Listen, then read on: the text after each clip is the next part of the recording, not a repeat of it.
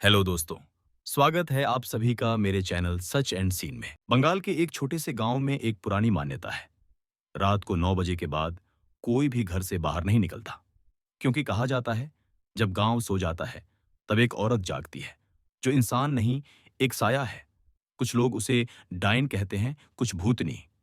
लेकिन असल नाम लेने से सब डरते हैं, क्योंकि माना जाता है अगर तुमने उसका नाम जोर से लिया तो वो तुम्हें सुन लेती है।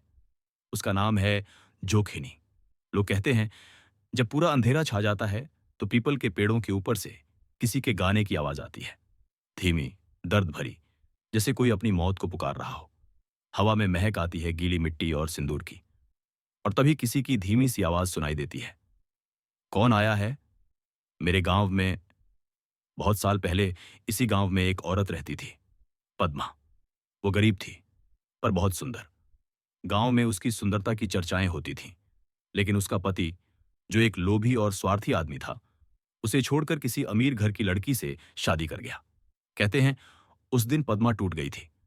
उसने मंदिर के सामने खड़ी होकर सबके सामने कहा था, मैं लौट कर आऊंगी और इस गांव के हर बेवफा मर्द से अपना हिसाब लूंगी। लोगों ने हंस दिया, किसी ने उसकी बात पर ध्यान नहीं दिया। लेकिन उसी रात पद्मा ने गांव के तालाब में छलांग लगा दी। सुबह जब गांव वाले तालाब के पास पहुंचे तो पानी लाल था, जैसे किसी ने उसमें सिंदूर घोल दिया हो। और पद्मा की लाश पानी के ऊपर तैर रही थी, आंखें खुली हुई, सीधी आकाश की तरफ। उस दिन के बाद से हर अमावस की रात किसी ने एक औरत को पीपल के पेड़ पर उल्टा लटका देखा। उसके पैर उल्टे थे, बाल जमीन तक लटक रहे थे और चेहरा अंधेरे में छिपा हुआ। तभी से लोगों ने उसका नाम रखा जोखिनी। समय बीतता गया, लेकिन जोखिनी की कहानियां गांव से कभी नहीं गईं। कई लोगों ने दावा किया कि उन्होंने उसे अपनी आंखों से देखा है।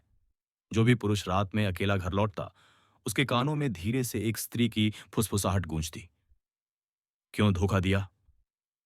फिर कुछ नहीं। अगले दिन लोग उसे नहीं पाते, बस उसके घर के दरवाजे पर लाल हाथों के निशान बने मिलते। 1952 की बात है। गांव का एक आदमी, हरण बाबू, ने पुलिस में रिपोर्ट दर्ज कराई।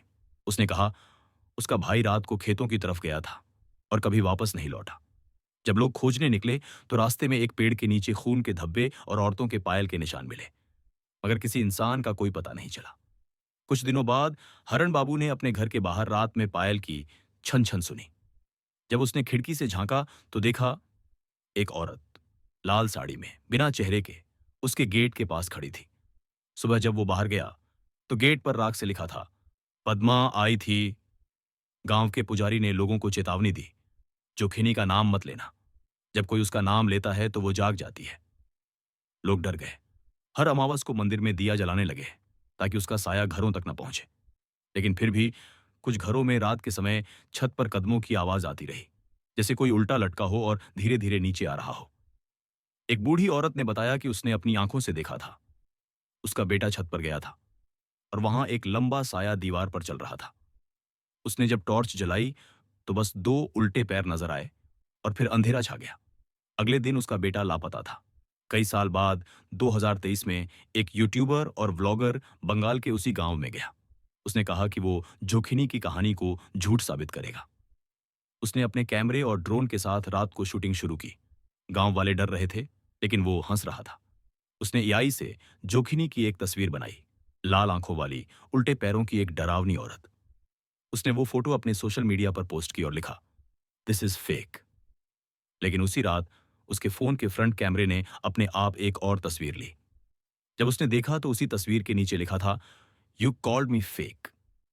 अगले दिन उसका अकाउंट डिलीट था, फोन बंद पड़ा था और कमरे की दीवारों पर लाल सिंदूर के निशान थे।